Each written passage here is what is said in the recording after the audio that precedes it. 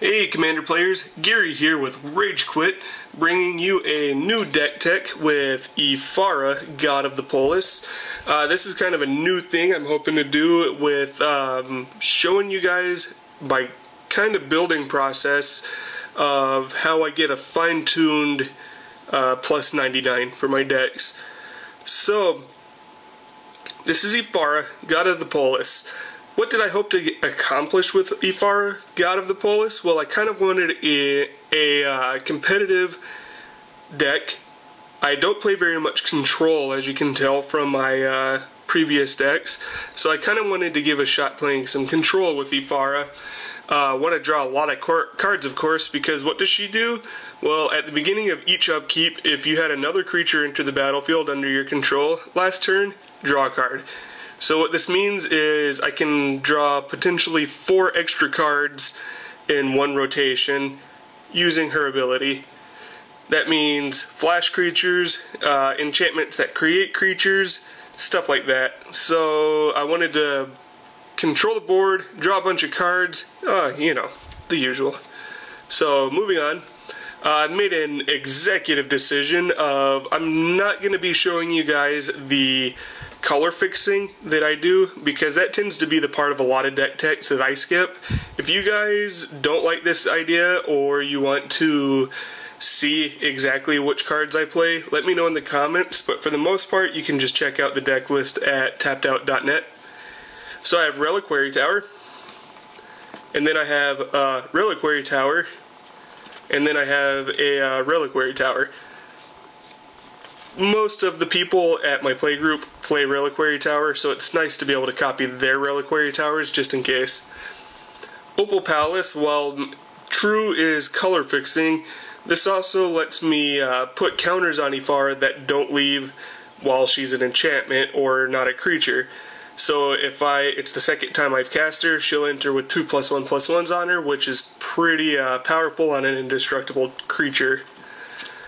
Everyone should be playing at least one way of removing someone's land, Urborg, Cabal Coffers, so on and so forth. So Ghost Quarter is that way in this. Then I have lands that help Ephara at instant speed. Winding Canyons lets me play creatures with flash, or as if they had flash. Moorland Haunt lets me exile a creature from my graveyard to put a 1/1 white spirit creature with flying into play. And Kildren Outpost lets me put a soldier token into play that is a 1/1 white.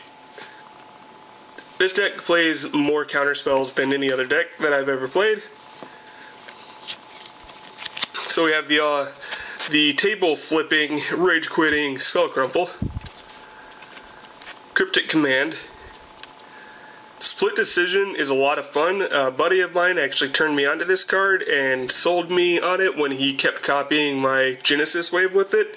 I'll let you guys look this one up. It's Split Decision.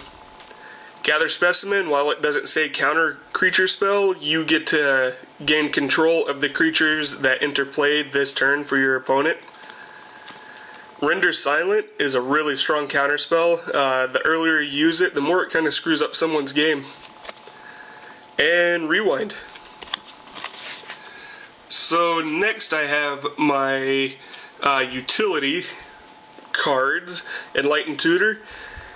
Usually is going to be searching up the ley line, the blue ley line that I can't remember, Anticipation, or Vidalcan Orrery. But let's say Ephara gets tucked, she is an enchantment, Enlightened Tutor away. Library of Ling, skip your discard step. If someone forces you to discard, put that card on top of your library instead. Really strong. Tomorrow Azami's Familiar. Not 100% sold on this card, but the fixing of your hand is really nice when you're drawing as much as Ephara lets you. Archaeomancer, grabbing stuff back from your graveyard is really nice. Muldrifter to draw some more cards and trigger Ephara to draw some more cards. Thassa to get, when we finally have a win condition, we kind of want it to be unblockable, and manipulating the top of our deck is really powerful. Academy Rector, when it dies, grab an enchantment, put that enchantment in play from your library. This is usually going to grab Omniscience, and people are usually going to hate me over it. Karmic Guide, bring back that strong guy that hit the graveyard. Flicker Wisp is really good at resetting planeswalkers, whether it's resetting your about to die planeswalker or resetting an enemy's about to ultimate planeswalker. 3/1 Beater is pretty nice too. Triggers Ephara. Triggers Revelark when it leaves play, grabs me a couple of 2 power or less creatures from my graveyard. This can grab any clone, I believe except for Sakashima. Bribery, your creature's my creature, and it sets off Ephara. A couple of Pillow Fort cards in Ghostly Prison and Norn's Annex. These are great cards, especially if they're not paying white. This can get pretty costly to their life total, and it's kind of not as good against Teloro. My control comes in the form of Capsize, is a really mean and busted card that people will glare at you for playing. Ablation, goodbye to your commander. Return to Dust hits 2 things. Swords to Plowshares is amazing, along with its Brother-in-Arms Condemn. Oblivion Ring. Now to my board wipes, and yeah, this probably makes a lot of people want to flip the table as well, but I count it as a board wipe. Really good one. Rout, instant speed, destruction is amazing. Terminus, half the time Ephara is not even a creature, so we can safely Terminus just about any time. This is really awesome off the top during someone else's turn with an Ephara trigger. Austere Command, let's take care of those pesky artifacts and enchantments or creatures that are really bringing us down. Now I have the package that allows me to trigger Ephara pretty frequently. Venser is going to let me blink a permanent. I mean, come on guys, that's usually what we use it on. Geist of Saint Traft, let's make a ghost or make an angel every turn and trigger Ephara for our next turn, or the next turn. Elspeth also makes a guy every turn. The ultimate, nothing to scoff at. Leyline and Vidalcan Orrery allow us to play our sorcery speed creatures at instant speed. Another counterspell in the form of Desertion. This one actually is a counterspell, but counter a target counter a spell if it was an artifact or a creature. That spell that artifact or creature enters the battlefield under our play instead of going to the library. Another counterspell. I told you guys this is the most counterspells I've ever played. Draining Whelk. Counterspell. Sets off Ephara. Get something under Mimic Vat and play it on other people's turn to set off Ephara. Deputy of Quiddles. Let's save a guy and set off Ephara. Hushwing Griff. Let's piss off just way too many decks that use creatures as their only form of removal. Stonecloaker is another instant speed, set off Ephara, as well as exiling a card from a graveyard. Really good because you can do it in response to anyone targeting with Revival.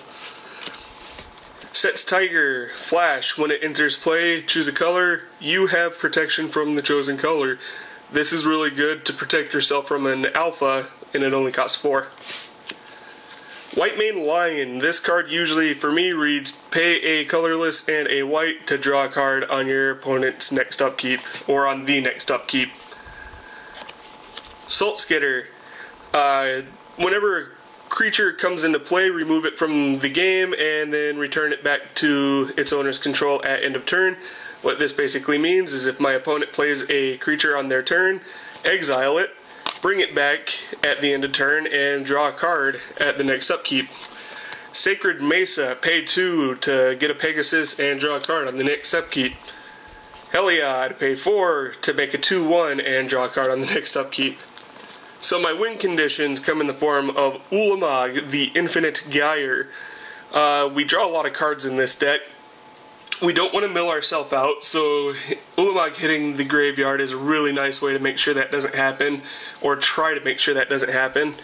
He's a giant guy, he destroys permanents, and Annihilator 4, 10-10, yeah, usually means game over. Don't let this unassuming 1-1 get the best of you, because usually after only a couple of Ephara triggers, he's going to be pretty big. Not to mention, if they do Wrath, you're left with all of his squids and another Ephara trigger. Psychic Spiral, I win with this card more than I like. It's kind of a funny win that a lot of people don't see happening, because you don't really see mill happening all that much in Commander. Oh god, Omniscience. With this and any way to cast everything at instant speed, if you lose, you're probably not playing right. Okay, so these cards are actually cards I have already decided to cut. I have Glimmerpoint Stag, Future Sight, Body Double, Brago King Eternal, and Darksteel Reaver. I haven't liked these cards too much. When I get them in my hand, I kind of feel like I don't want to cast them because I'd rather do all the other fun stuff. And Future Sight, with the number of cards we're drawing one at a time, really lets our opponents be ready for anything we have coming. So that's 5 cards coming out. The first 5 you'll see coming out because I plan on making update videos showing you additions and subtractions. What's going in their place? Tezzeret. Let's go grab our Soul Ring, am I right? Psychosis Crawler for punishing everyone every time Ephara triggers. More removal in the form of Phyrexian Ingester. This 7 cost 3/3 is pretty awesome. He's basically another duplicant, or in my case, the only duplicant. I mentioned that I like instant speed mass board wipes. Well, Fated Return, thank you. And Sun Titan is should have been in this deck in the first place. It's kind of funny because you can play Sun Titan and then on his trigger grab one of the bounce guys that will come in and return Sun Titan to my hand. Nice cards. So, don't leave just yet, because I also have an announcement coming right now. Hey guys, announcement time. Wanted to let you know that I plan on doing giveaways, and this is the way I've come up with doing it for now, because right now I don't have very many subscribers. So once I get up to 20 subscribers, I plan on giving away a booster pack every other week. So you have 2 chances per month to win a booster pack just by subscribing. Last I checked, I'm only about 8 people away from that 20 mark. So subscribe, be sure to comment, watch the videos, let me know what you think. That's not it though. Once I get up to 50 subscribers, I plan on doing bigger, better giveaways every month. What do I mean? It could be anything. It could be maybe this. The first giveaway, once I get up to 50 subscribers, will be this Jellava Mindseize Commander pack. What a great way to get into Commander if you're not already into it, by winning this. So, once I get up to 50 subscribers, randomly we'll be giving this away. It's not going to be a Commander pack every time. I do plan on maybe giving away a booster box. No promises, and there will be no schedule. You might win one of these, you might win a booster box. The only way you'll know is by subscribing. I wanted to do this because I really appreciate you guys watching my channel and commenting. Even if it's to tell me I'm wrong on something, I really like chatting with you guys. So be sure to subscribe. You could win some booster packs. You could win some Commander decks. It's free stuff. Thanks for watching, guys.